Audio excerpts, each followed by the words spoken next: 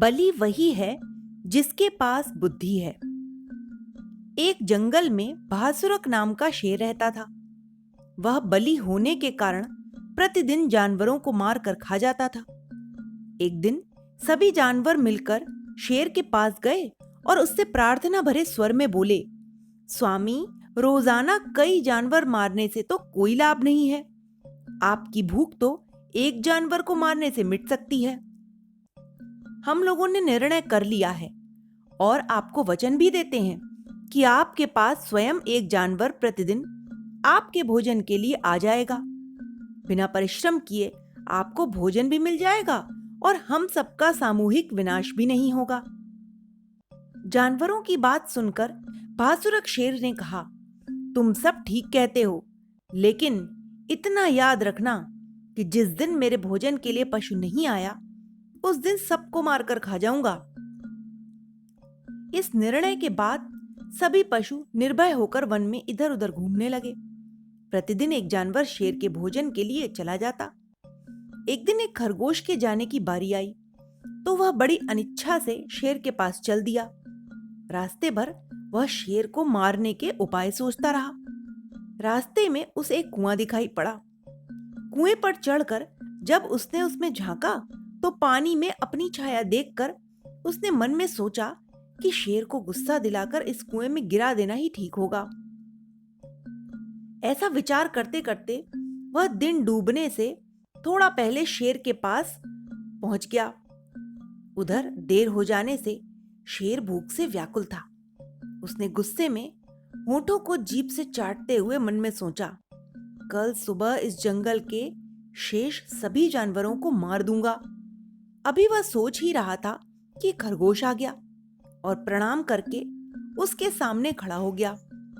खरगोश को देखकर शेर गुस्से में बोला, एक तो तू जरा सा है, उस पर देर से आया, तुझे तो मैं अभी ही मार डालूंगा और कल शेष सभी जानवरों को भी मार दूंगा। शेर को गुस्से में देखकर खरगोश ने सविनय कहा, स्वामी, इसमें मेरा कोई दोष नहीं है और न अन्य जानवरों का। देरी का कारण मैं बताता हूं। शेर ने कहा, जो कहना है जल्दी कहो। स्वामी, मैं अन्य 5 खरगोशों के साथ आपकी सेवा में आ ही रहा था कि रास्ते में एक दूसरे शेर ने रोक लिया। उसने कहा कि तुम लोग कहां जा रहे हो? हमने उससे कहा कि हम अपने स्वामी भासुरक शेर के पास भोजन के लिए जा रहे हैं। तब वह बोला, यह जंगल मेरा है, मैं इसका राजा हूं, तुम सब जानवरों को मेरी बात माननी होगी। वह भासुरक नाम का शेर तो चोर है। यदि वह राजा है तो उसे बुला लाओ और 5 खरगोशों को जमानत के रूप में छोड़ जाओ।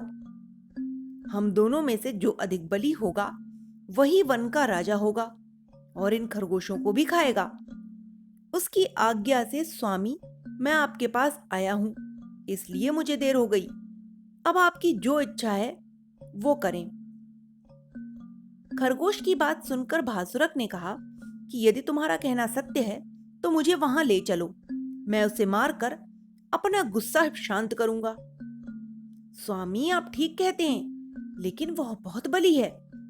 तुम मुझे ले तो चलो, आज मैं अपने शत्रु को मार ही डालूंगा। शेर गुस्से से बोला, यदि आपकी ऐसी ही इच्छा है तो चलिए। खरगोश के पीछे पीछे चलते हुए जब भासुरक शेर कुएं के पास पहुंचा तो खरगोश कुएं की मुंडेर पर चढ़कर बोला, स्वामी, आपसे डर के वो शेर अपने दुर्ग में छिप गया है। भासुरक ने पूछा, कहां है उसका दुर्ग? तब खरगोश ने कुआं दिखा दिया।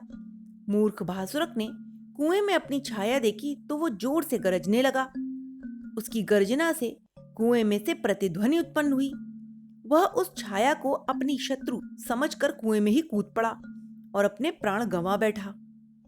खरगोश सकुशल लौट आया तो सभी साथी खुश हो गए।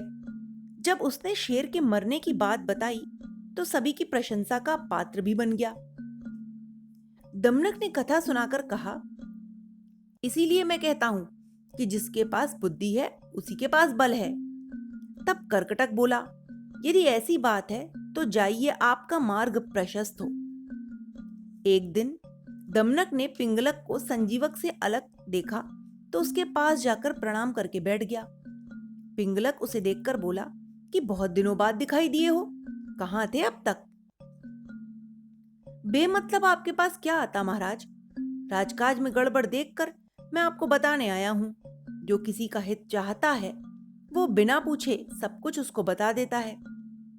जो भी कहना चाहते हो स्पष्ट कहो, पिंगलक बोला। स्वामी, संजीवक आपके प्रति द्रोह रखता है।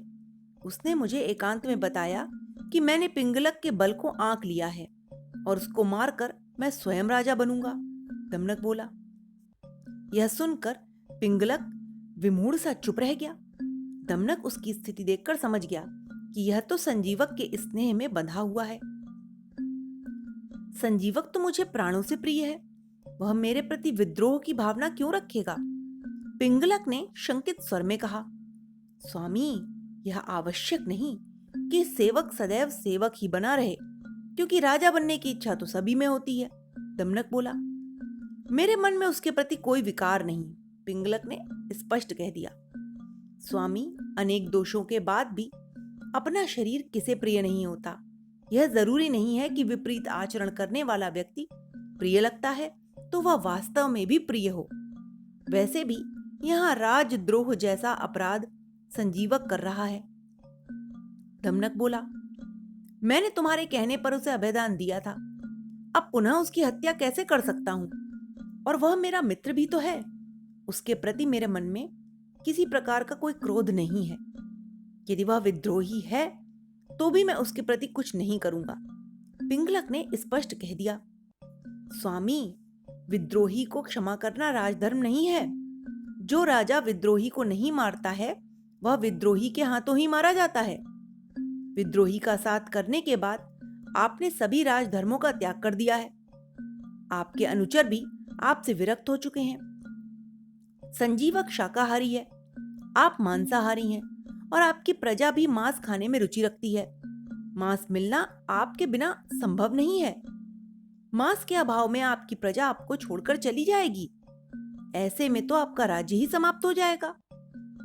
यह सत्य है कि मनुष्य जिस संगत में रहता है वैसा ही बनता है।